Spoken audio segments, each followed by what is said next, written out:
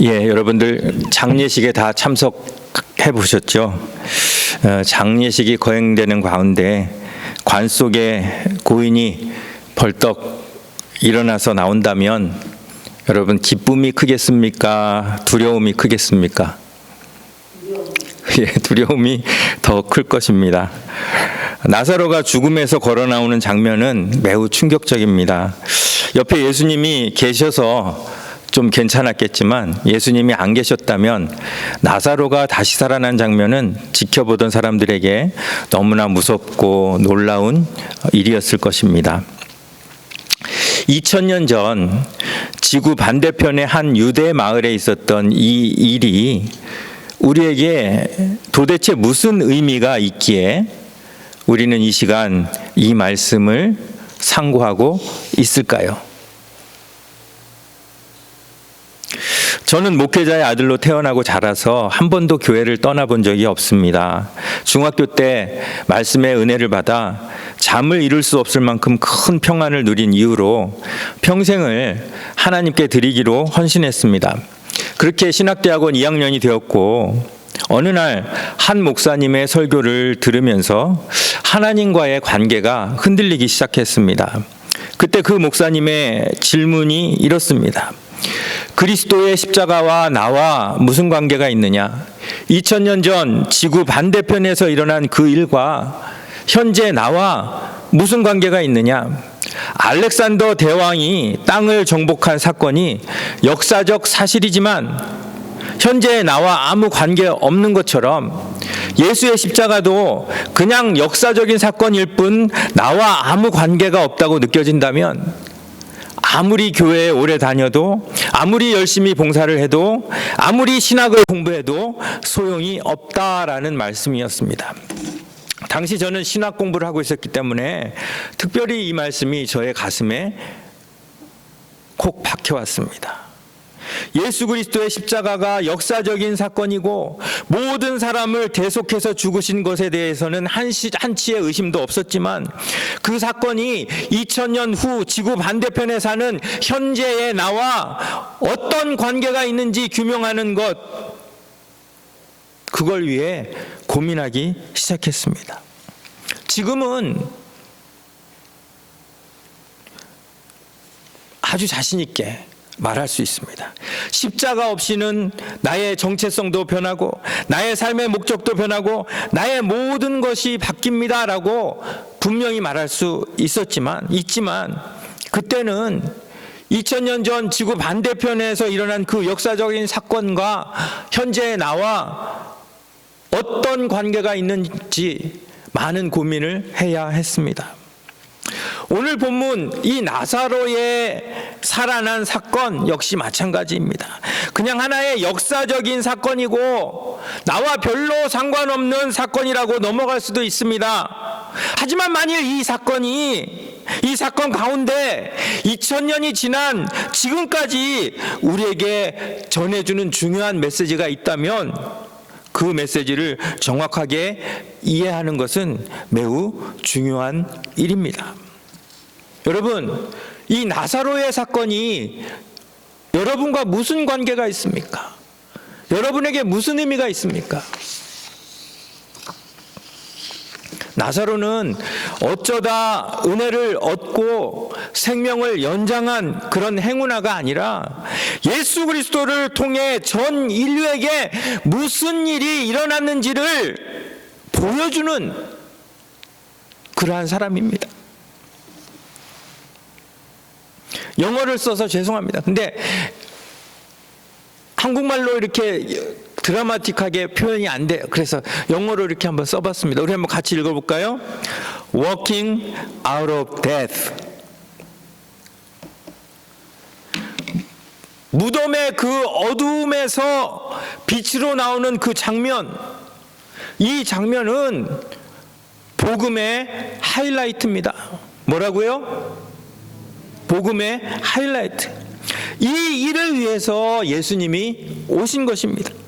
나사로 개인에게만 일어난 일이 아니라 모든 인류가 예수 그리스도로 인해 어떤 변화와 어떤 은혜를 입게 될지를 선포하는 사건이란 말입니다.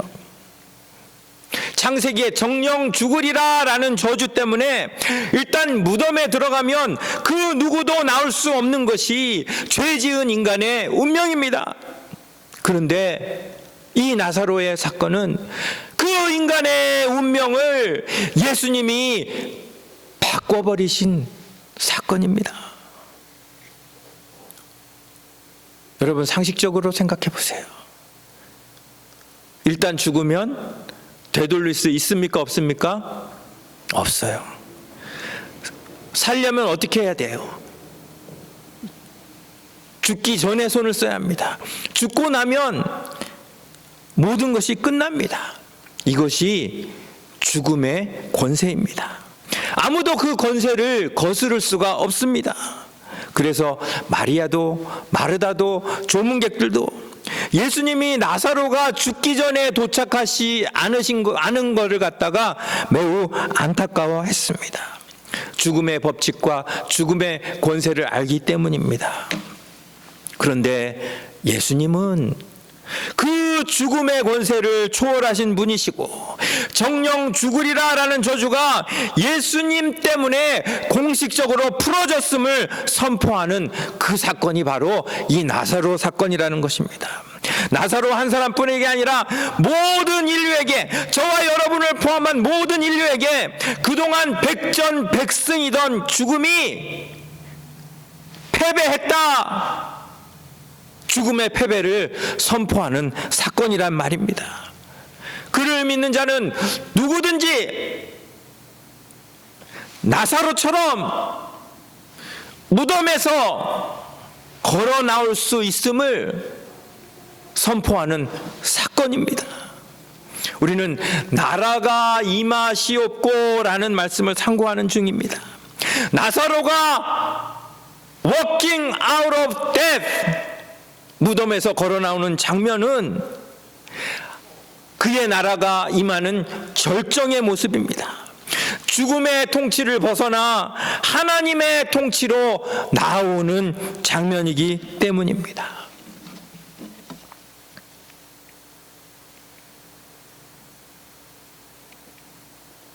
그런데 이 모든 일의 중심에는 나사로야 나오라라는 예수님의 단호한 외침이 있습니다.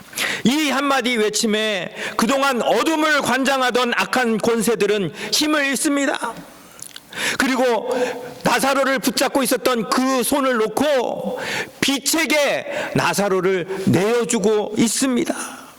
나사로야 나오라 라는 이 외침이 얼마나 큰 권세가 있는지, 이 외침은 당시 그 나사로에게 뿐만 아니라 지난 2000년 동안 모든 인류에게 외친 바 되었습니다.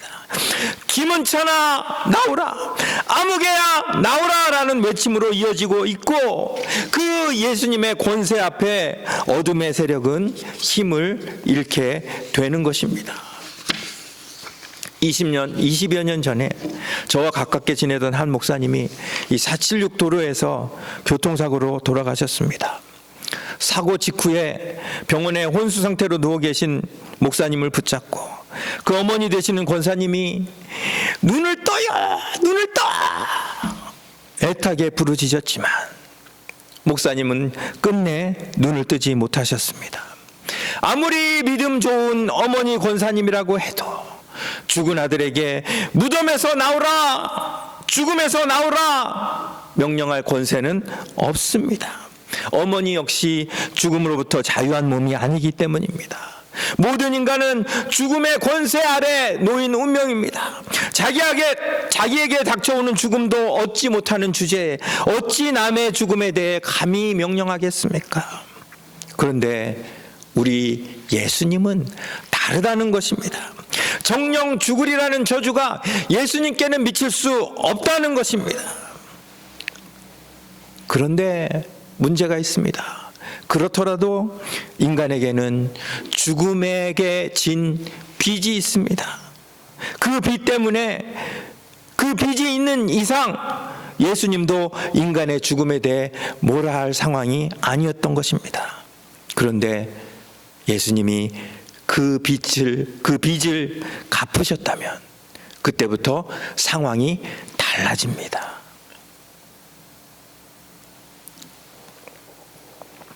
죽음에 대하여 명령할 권세를 갖게 되시는 것입니다. 고린도전서 15장 55절 말씀, 우리 한번 큰 소리로 읽어보겠습니다. 예수님이 나사로야 나오라 하는 그런 외침처럼 큰 소리를 한번 같이 읽어보겠습니다. 시작. 사망아 너의 승리가 어디 있느냐? 사망아 내가 쏘는 것이 어디 있느냐? 예수님의 외침이 들리십니까? 나사로야 나오라 라는 이 외침 가운데 이 사망아 너의 승리가 어디 있느냐? 사망아 내가 쏘는 것이 어디 있느냐? 이 목소리가 들리십니까? 예수님의 권세와 예수님의 그 대속의 죽음 앞에서 사망은 결국 그 힘과 권세를 잃어버린 것입니다. 나사로야 나오라 라는 이 명령은 권세를 가지신 예수님만이 하실 수 있는 명령입니다. 나사로에게도 하시는 명령이지만 나사로를 붙잡고 있던 사망에게도 하는 명령입니다.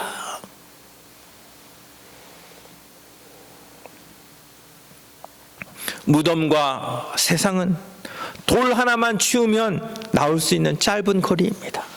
그런데 그 짧은 거리를 그 누구도 걸어 나올 수 없었습니다. 죄와 사망의 권세가 그렇게 무섭기 때문입니다. 그런데 누가 명령하시면, 우리 예수님이 명령하시면 그 누구도 걸어 나올 수 있습니다. 여러분, 예수님께 그런 권세가 있는 것을 믿으십니까? 예. 예수님이 그 앞에서 소리치십니다. 나사로야 나오라. 여러분, 에스겔의 골짜기 환상을 기억하실 겁니다. 죽음에게 처절하게 정복당해서 생명력이라고는 하나도 남아있지 않은 그 마른 뼈들이 여호와의 말씀이 임할 때 생기가 들어가고 살아나기 시작합니다. 뼈들이 살아나기 시작했다는 것은 그동안 뼈들을 지배하고 있었던 사망의 세력이 이제는 그 힘을 잃었음을 의미합니다. 마찬가지로 나사로야 나오라 라는 이 예수님의 명령에 그동안 왕노릇하던 사망이 그 통치권을 예수님께 내어드린 사건입니다. 여러분, 예수님이 이 땅에 오신 이유가 바로 여기에 있습니다. 사망의 잠을 자고 있는 나사로 같은 모든 인류에게, 너 왜 거기 누워있느냐? 어서 나오라.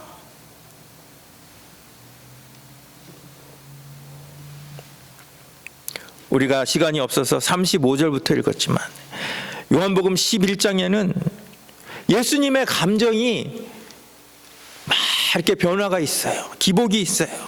평소에 예수님답지 않게 매우 언유저얼한 그런 감정 기복이 있어요.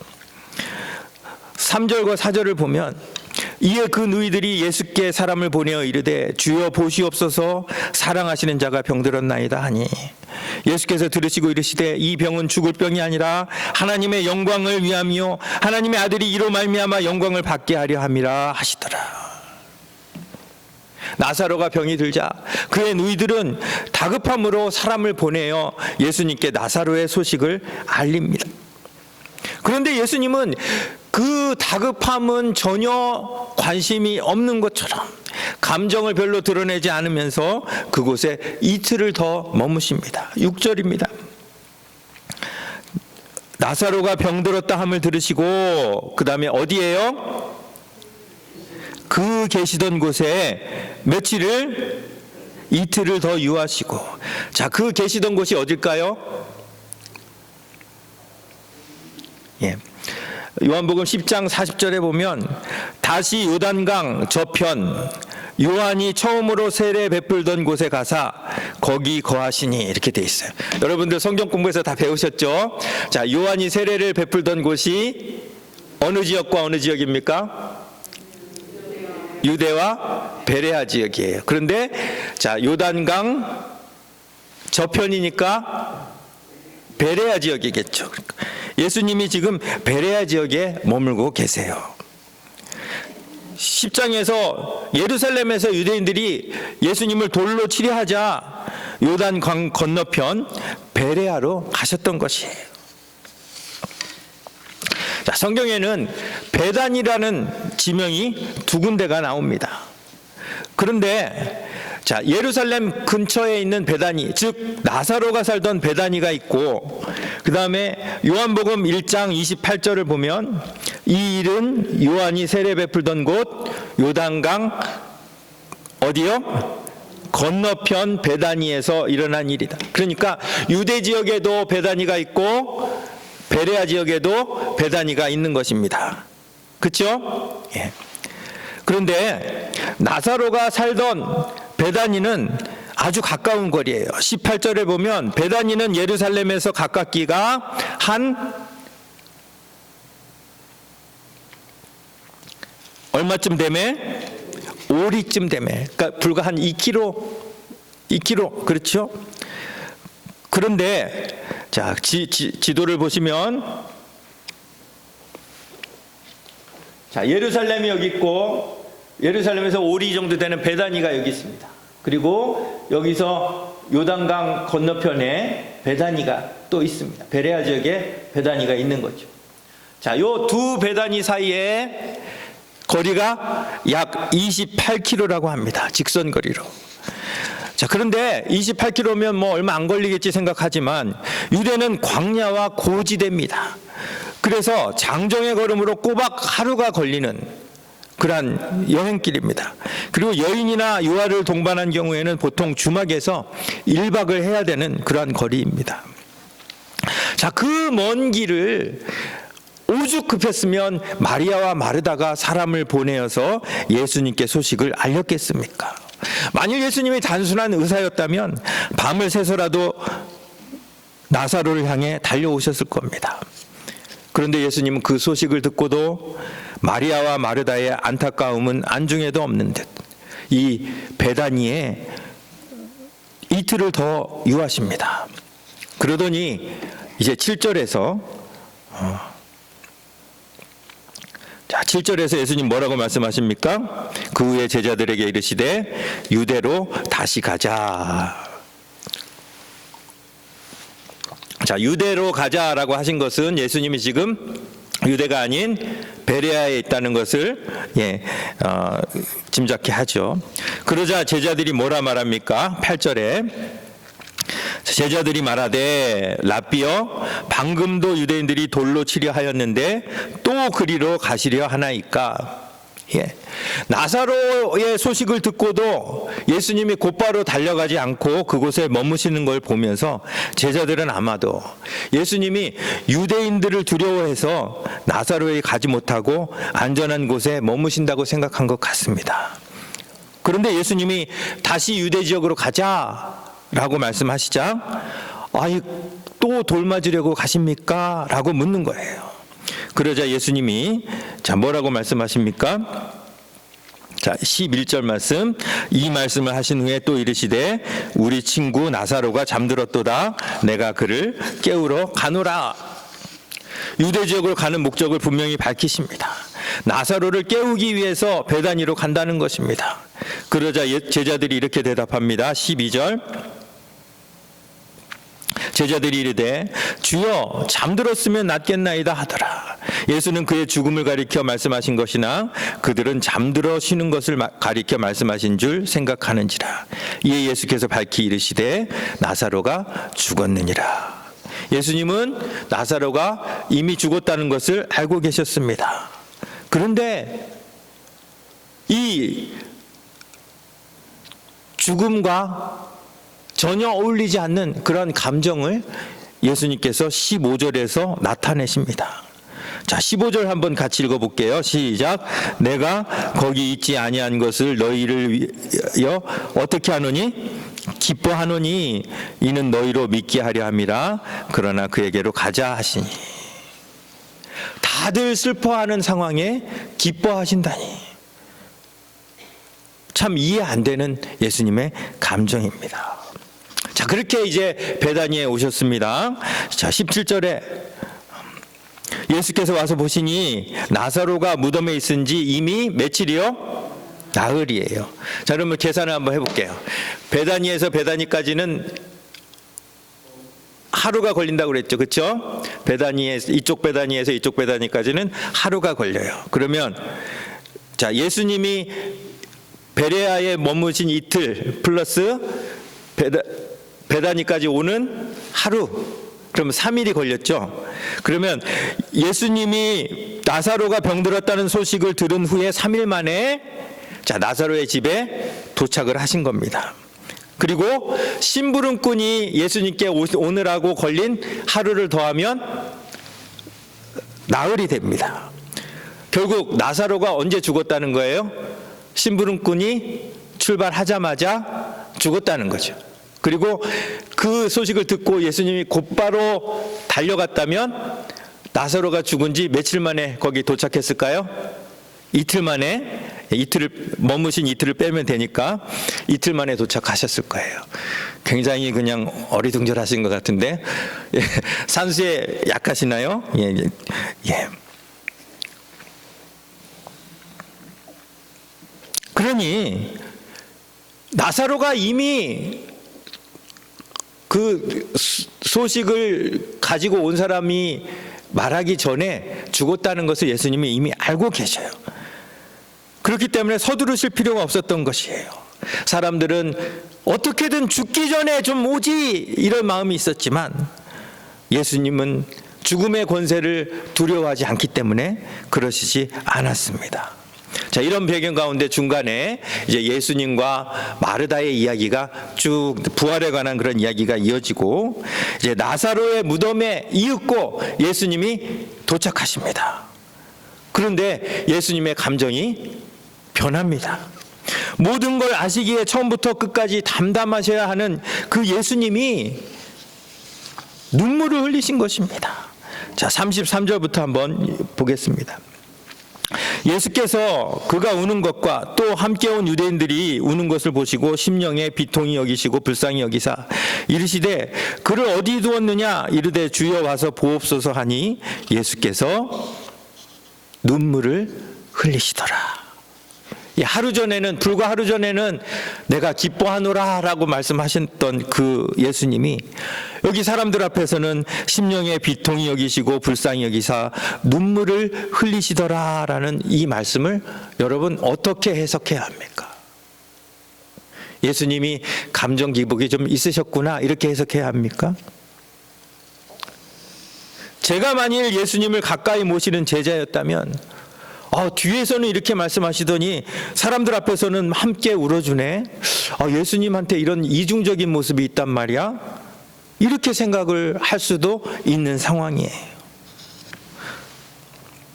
38절에 또다시 이에 예수께서 다시 속으로 비통히 여기시며 무덤에 가시니 무덤이 구리라 돌로 막았거늘.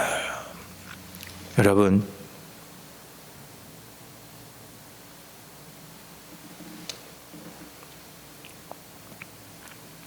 이 눈물이 누구의 눈물일까요? 누구를 위한 눈물일까요? 예수님이 나사로를 너무 사랑해서 그 사랑하는 그 나사로 한 사람의 죽음을 위한 눈물일까요? 아니면 사망의 종노릇을 할 수밖에 없는 인류 전체를 위한 눈물이었을까요? 잠시 후면 살아날 나사로를 위한 눈물이었다면 예수님은 뭔가 상황을 극적으로 만들기 위한 연기를 하시는 거라고 밖에 해석할 수 없습니다. 하지만 인류 전체가 사망에게 매여 있는 그 운명 때문에 흘리는 눈물이라면 이 모든 상황이 정확하게 이해가 되어지는 것입니다.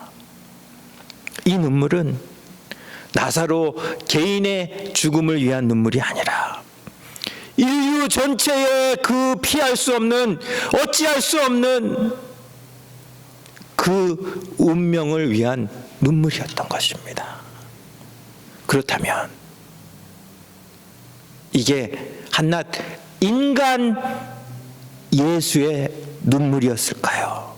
아니면 우리 아버지 하나님의 눈물이었을까요? 당연히 예수의 눈물을 통해서 우리는 아버지 하나님의 눈물을 보아야 합니다. 원래 그렇게 창조된 것이 아닌데, 그렇게 죽음 앞에 속절없이 굴복하라고 창조된 것이 아닌데, 나의 형상대로 창조한 사람인데, 그렇게 나약하게 죽음 앞에 굴복되는 그 모습을 보면서 하나님이 지금 눈물을 흘리고 계십니다. 우리 인간은 어쩔 수 없어. No choice. 죽음을 받아들이고 굴복할 수밖에 없지만 우리 하나님은 나는 그렇게 못해. 너희는 그걸 받아들여도 나는 받아들일 수 없어. 하면서 지금 눈물을 흘리고 계십니다. 그렇기에 하나밖에 없는 그 독생자를 보내셔서 기어이 우리를 위해 그 저주를 풀어주신 것입니다. 그 눈물이 없었다면, 이 눈물이 없었다면 오늘날 저와 여러분도 이 자리에 있을 수가 없는 것입니다. 예수님은 곧이어 명령하십니다. 뭐라고 명령하셨어요? 우리 한번 같이 큰 소리로 한번 외쳐보겠습니다. 시작. 나사로야 나오라. 이 명령을 통해 나사로뿐 아니라 모든 인류가 무덤에서 나올 수 있게 됐습니다. 영어로 walking out of death.